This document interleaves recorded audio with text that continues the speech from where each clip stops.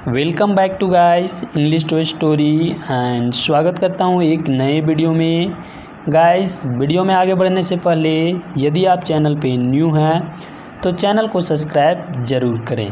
तो चलिए guys story में आगे बढ़ते हैं और स्टोरी को लाइन बाय लाइन समझने का प्रयास करते हैं।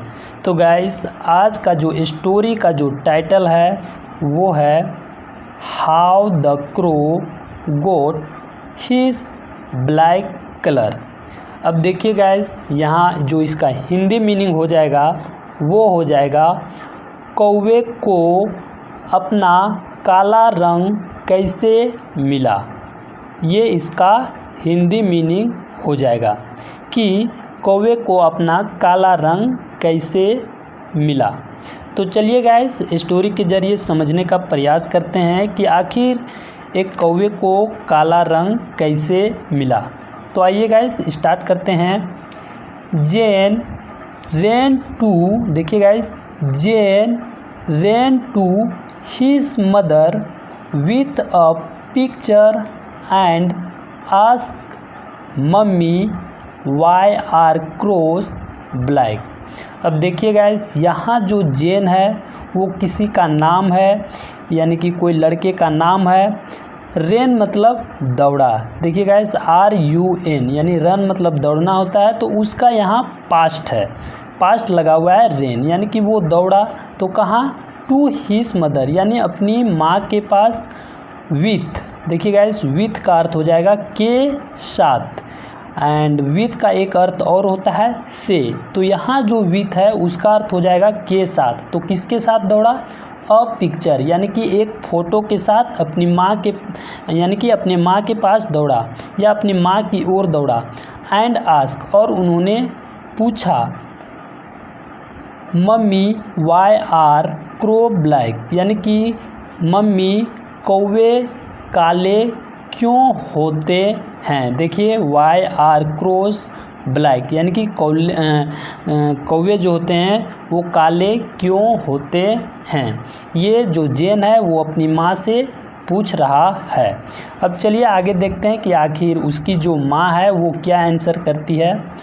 मम्मी लाफ्ड यानी जो उसकी माता है वो हंसी, एंड सेड, और फिर वो बोलती है। अब देखिए क्या बोलती है, वेल। देखिए गाइस वेल का अर्थ होता है अच्छा, यानी जब हम किसी से बात करते हैं तो बोलते हैं अच्छा। तो जब कोई यहाँ उनके द्वारा प्रश्न पूछा गया तो वो भी वो हंसी, उसके बाद बोली अच्छा। फिर आगे देखिए क्या बोलती है, there was a time when crows were actually white. अब देखिए गाइस उसकी जो माता है यानी कि उसकी जो माँ है वो बोल रही है कि एक समय था, यानी कि देयर वॉज अ टाइम यानी कि एक समय था, व्हेन जब जो कौवे थे वो एक्चुअली यानी कि वास्तव में वाइट, यानी कि एक समय था जब कौवे सफ़ेद हुआ करते थे। ये यहाँ कहने का अर्थ है। देखिए there was a time when crows were actually white, यानी कि एक समय था जब कौवे वाइट हुआ करते थे। ये यहाँ कहने का अर्थ है। चलिए गैस अब यहाँ फैक्ट की बात करते हैं। तो मैं बता दूँ गैस, यहाँ देखिए क्रो यानी कि एस लगा हुआ है, इसी कारण यहाँ जो वर है वो प्लूरल हेल्पिंग वर्ब के रूप में उपयोग किया गया। अगर यहाँ एस नहीं रहता तो यहाँ वॉज हेल्पिंग वर्ब का प्रयोग होता। तो चलिए गाइस अब आगे देखते हैं कि आगे क्या होता है। एंड, और सी स्टार्टेड टेलिंग अ स्टोरी, और जो उसकी माता थी उन्होंने शुरू किया, स्टार्टेड यानी कि शुरू किया, टेलिंग यानी कि बताना, अ स्टोरी एक कहानी। देखिए गाइस उसकी माता जो है यानी कि जेन की जो माता है वो उसे एक स्टोरी के ज़रिए समझाने का प्रयास करने लगी कि आखिर कौवे का रंग ब्लैक क्यों हुआ या ब्लैक क्यों है, वो समझाने का प्रयास करने लगी। अब चलिए गाइस हम भी उस स्टोरी के ज़रिए समझने का प्रयास करेंगे कि आखिर कौवे का रंग ब्लैक क्यों हुआ। तो चलिए गाइस आगे चलते हैं। A long time ago. देखिए guys, a long time ago का अर्थ होता है बहुत समय पहले। देखिए अब कोमा देकर बताया गया है कि क्या हुआ था बहुत समय पहले। द सन यानी कि जो सूरज है, आस्क यानी कि कहा, किसे, तो अ क्रो यानी कि एक कौवे को, टू डिलीवर यानी कि पहुंचाने के लिए, डिलीवर यानी कि जैसे फ्लिपकार्ट अमेजोन से जो डिलीवर करते हैं वही डिलीवर यहाँ है, तो पहुंचाने के लिए। अ रूबी यानी कि एक मणि को, विच यानी कि जिसे, ही हैड पुट यानी कि ही यहाँ किसके लिए आ रहा है, ही यहाँ सन के लिए आ रहा है, तो जो सन था हैड पुट उसे रखा था, इनटू यानी कि देखिए इनटू लगाकर बता रहा है कि उस रूबी को कहाँ रखा था या किस में रखा था, तो इनटू अ सिल्कन बैग यानी कि एक रेशमी बैग में। अब किसके लिए रखा था वो फोर लगा के बता रहा है। देखिए फोर हिज बिलव्ड यानी कि बिलव्ड का अर्थ हो जाएगा अपने प्रेमिका के लिए, अपने प्यार के लिए। तो आइए गाइस फिर से एक बार ट्रांसलेट करते हैं एंड समझने का प्रयास करते हैं।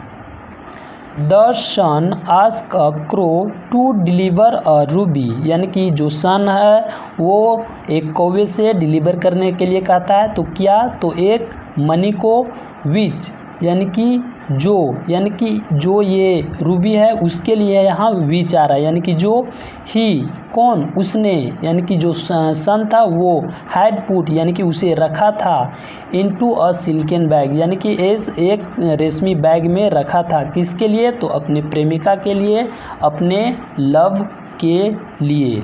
अब आगे यहाँ हु लगाकर देखिए बता रहा है, who was a princess on earth. अब देखिए गाइस जो उसकी प्रेमिका थी उसके बारे में बता रहा है हु लगाकर कि उसकी प्रेमिका जो थी वो कौन थी। तो देखिए उसकी जो प्रेमिका थी हु यानी कि जो, वॉज मतलब थी, अ प्रिंसेस यानी कि एक राजकुमारी थी, कहाँ पर, तो ऑन द अर्थ यानी कि पृथ्वी पर एक वह राजकुमारी थी। कौन, सूरज की जो प्रेमिका थी वह पृथ्वी पर एक राजकुमारी थी। उसे डिनोट करने के लिए यहाँ हु का प्रयोग किया गया है, क्योंकि हु जो है वो एक रिलेटिव प्रोनाउन है और इसका उपयोग व्यक्ति को दर्शाने के लिए किया जाता है। ये किसी जानवर या अन्य चीज़ों के लिए नहीं किया जाता, ये हमेशा व्यक्ति के लिए ही हु का प्रयोग किया जाता है। तो चलिए गाइस अब आगे देखते हैं कि आगे और क्या होता है। While passing over a village. अब देखिए गाइस यहाँ जो वाइल है इसका अर्थ हो जाएगा के दौरान, जबकि हमने वाइल का बहुत सारा अर्थ पढ़ा है। वाइल का अर्थ होता है जबकि भी होता है, लेकिन यहाँ जो वाइल है उसका अर्थ हो जाएगा के दौरान। तो के दौरान क्या, पासिंग यानी गुजरने के दौरान, कहाँ से, तो ओवर लगाकर बताया है, ओवर अ विलेज यानी एक गांव के ऊपर से गुजरने के दौरान। अब देखिए क्या आगे होता है उसके लिए यहाँ कोमा लगाकर बताया गया है कि उस समय क्या होता है। तो देखिए क्या होता है, द क्रो यानी जो कौवा था, फेल्ट यानी कि महसूस किया, हंग्री यानी कि जो कौवा था वो गांव के ऊपर से गुजरते हुए भूखा महसूस किया, एंड और डिसाइडेड उन्होंने निश्चय किया, टू स्टॉप यानी कि रुकने का, फॉर अ वाइल यानी कि कुछ समय के लिए। ये यहाँ कहने का अर्थ है कि एक गांव से गुजरने के दौरान जो कौवा है उन्होंने महसूस किया। देखिए गाइस फील का पास्ट लगा हुआ है, फेल्ट कि जो कौवा था उन्होंने महसूस किया, तो हंग्री महसूस किया, एंड डिसाइडेड और उन्होंने निश्चय किया, टू स्टॉप रुकने का, फॉर अ वाइल। देखिए गाइस फॉर अ वाइल का अर्थ होता है कुछ क्षण यानी कि एक छोटा समय के लिए। तो चलिए गाइस अब आगे देखते हैं कि आगे और क्या होता है। ही हैंग, देखिए गाइस ही यहाँ कौवे के लिए प्रयोग किया जा रहा है, एंड हैंग का अर्थ होता है लटका देना या टांग देना। तो जो कौवा है वो टांग दिया द बैग यानी बैग को टांग दिया, कहाँ पर, तो on a small branch of a tree.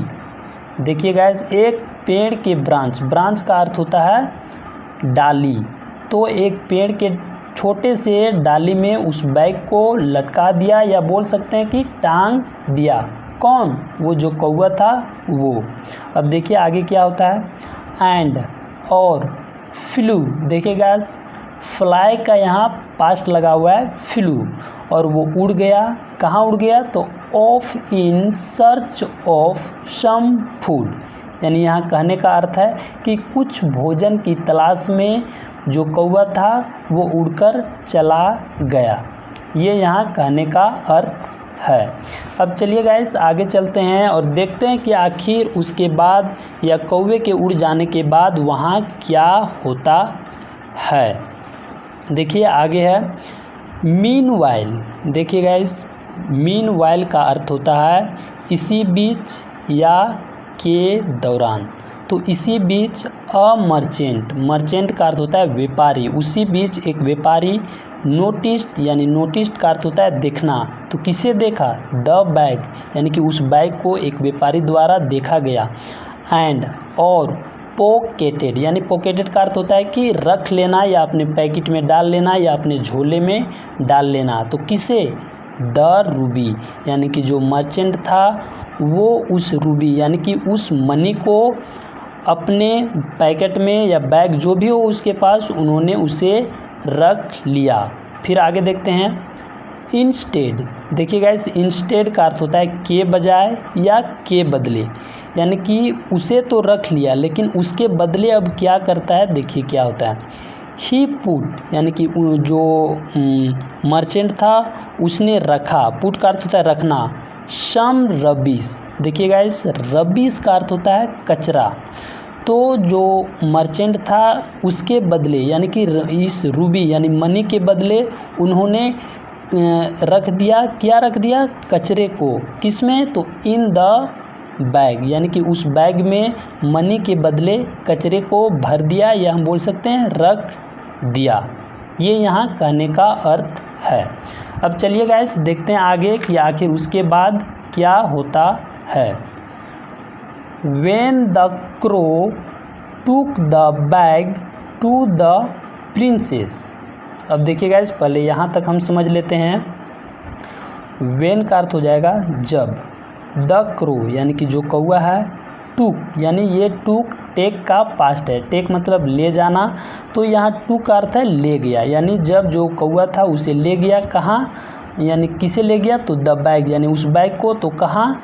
To the princess यानी राजकुमारी के पास, यानी कि जब जो कौवा है वो उस बैग को राजकुमारी के पास ले जाता है। अब देखिए कोमा लगाकर बताया है कि फिर आगे क्या होता है। तो चलिए आगे देखते हैं कि क्या होता है।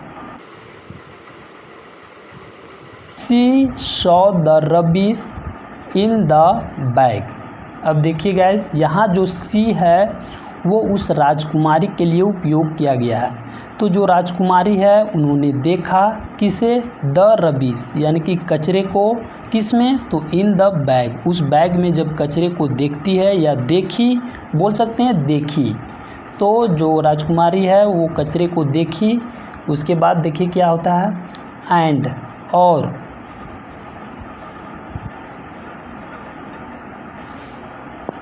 बीकेम, देखिए बीकेम का अर्थ होता है हो जाना। फ्यूरियस यानी कि एंड बीकेम फ्यूरियस, और वो आग बबूला हो गई, या बोल सकते हैं वो गुस्सा हो गई। ये यहाँ कहने का अर्थ है। देखिए गाइस बिकम का अर्थ होता है होना, एंड बीकेम मतलब हो गई। क्या हो गई? फ्यूरियस यानी कि आग बबूला हो गई, गुस्सा हो गई। अब चलिए आगे देखते हैं कि आखिर गुस्सा होने के बाद आगे क्या होता है। लेटर, देखिए गाइस ये लेटर पत्र वाला लेटर नहीं है, ये समय को डिनोट करता है। लेटर का अर्थ होता है बाद में। व्हेन द सन यानी कि जब son came to know what had happened. देखिए गाइस यहाँ कहने का अर्थ है कि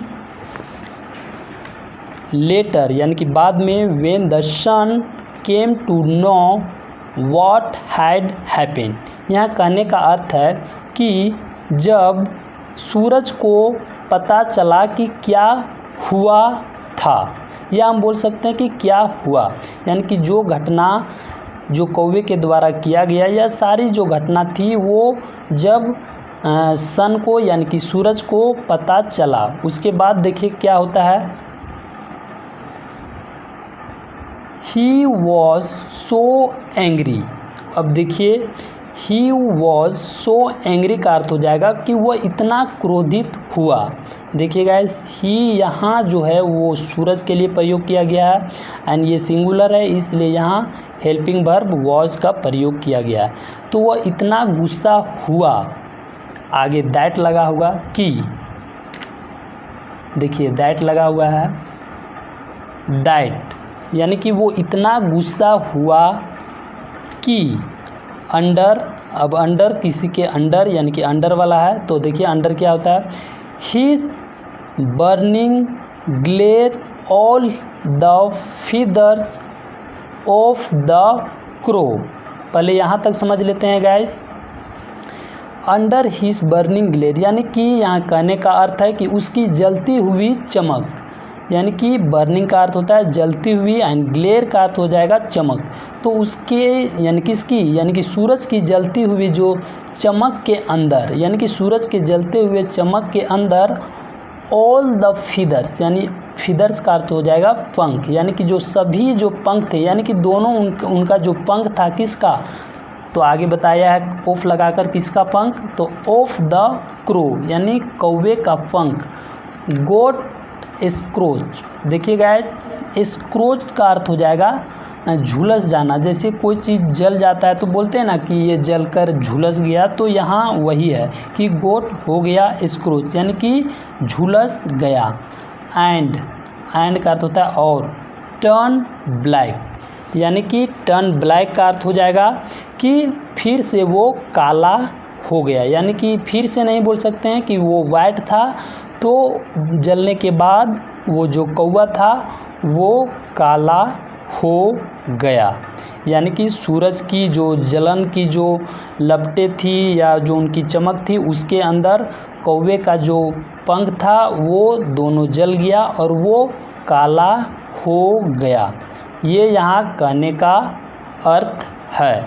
तो गाइस हमारा स्टोरी यहीं पे समाप्त होता है। एंड गाइस आप देख सकते हैं यहाँ जो डायग्राम है उसमें जो सूरज है वो काफ़ी गुस्सा नज़र आ रहा है। एंड आप यहाँ भी देख सकते हैं कि जो कौवे का जो पंख है वो जल रहा है। तो गाइस हमने स्टोरी के ज़रिए समझा कि आखिर आज के समय में जो कौवे का रंग है वो काला क्यों है। तो गाइस स्टोरी अच्छी लगी होगी तो वीडियो को लाइक ज़रूर कीजिएगा। एंड गाइस हम मिलते हैं आपसे अगले वीडियो में, तब तक के लिए जय हिंद।